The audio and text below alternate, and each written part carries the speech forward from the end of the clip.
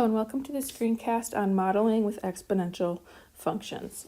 Oftentimes we will have a table of data and we'll want to decide what type of function would best model that data. So our first example, we're going to look at comparing linear data to exponential data. And so previously we learned that a function f is linear provided that its average rate of change is constant on every choice of interval in its domain. And another way to think about that is that a function f is linear if the difference of output values that corresponds to equally spaced input values is constant. For example, here we have f of x with x values at 0, 2, 3, 4, and 6. And so if we just focus on the equally spaced input values and look at the difference between the output values, we'll see that we get negative 0.8 every time. You can check that, don't just take my word for it. Right, so for all three of those equally spaced input values, if we found the slope, we would have negative 0.8 divided by 2, which is negative 0.4.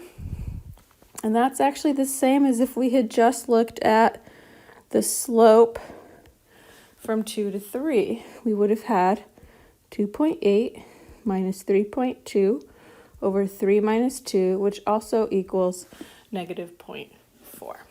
So we could find the slope between all these different points, or we could focus on the difference of output values that correspond to equally spaced input values. And as long as that's constant, we have a linear function. So an exponential function is a little bit different. A function f is exponential provided that the ratio of output values that corresponds to equally spaced input values is constant. So with an exponential function, we're looking at the ratio, not the difference, like we were with linear functions. For example, again, we want to look at these evenly spaced input values. Whoops.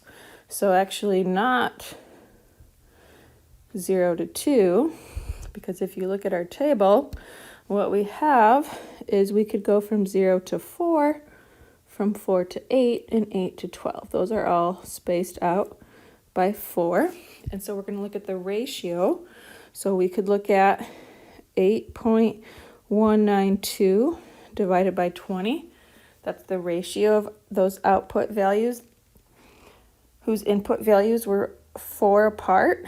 And we get 0.4096. And then if we look at the ratio of output values between 4 and 8, we would have 3.3554 divided by 8.192, and that is approximately 0.4096. And again, if we look at the ratio between the output values that correspond to 8 and 12, we'd have 1.3743 divided by 3.3554, and again we get approximately 0.4096. So as long as those input values are equally spaced, and then the ratio of the corresponding output values is constant, then we can be fairly certain that an exponential function would best model the data. So we're going to look at one more situation that will help us better think about how to model with exponential functions. So we're given the value A of 5 investment accounts with time t in years, and they're given in the table at the right, and we're going to answer the following questions regarding the value of the 5 accounts. So one thing to remember is that we know that generally an exponential function f of x is ab to the x, where b is our growth factor.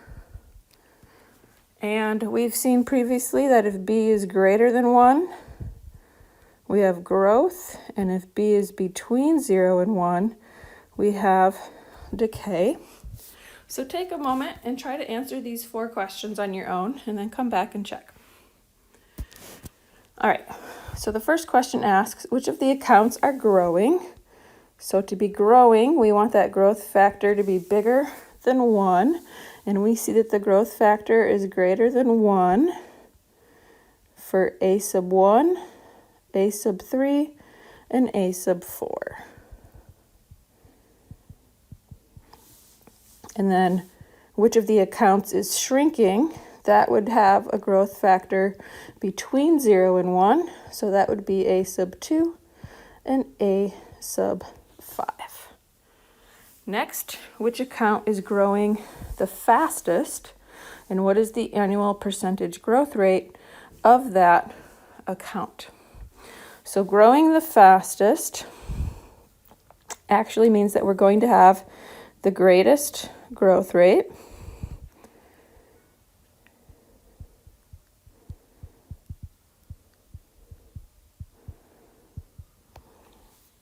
And because we know that the growth factor equals 1 plus the growth rate, we could also think about this as the account that's growing the fastest is also going to have the greatest growth factor.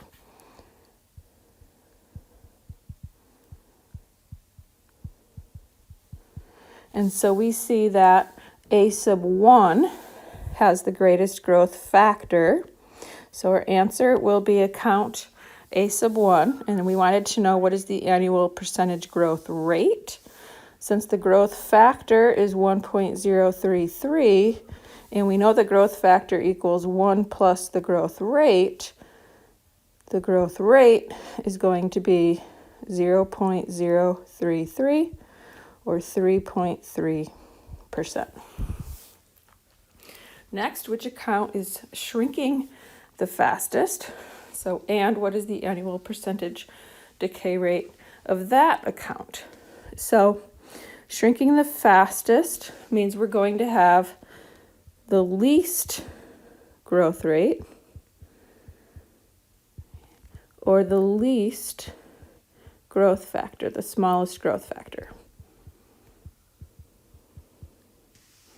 So we see that that's going to be a sub 5 with a growth factor of 0.83. And so we can find the decay rate by taking 0.83. We know that's the growth factor. That equals 1 plus the growth rate. So if we solve for R, we get negative 0.17. So that would be the growth rate. The question asks, what is the decay rate? So the decay rate would be 0.17 or 17%. And lastly, which account has the largest initial value? So remember, in this form, f of x equals ab to the x, that a is the initial value because we haven't done any other transformations to the function. So the largest initial value shows up in account A4, where the initial value is 7,850, and the account with the smallest initial value is A2 with an initial value of 2,000.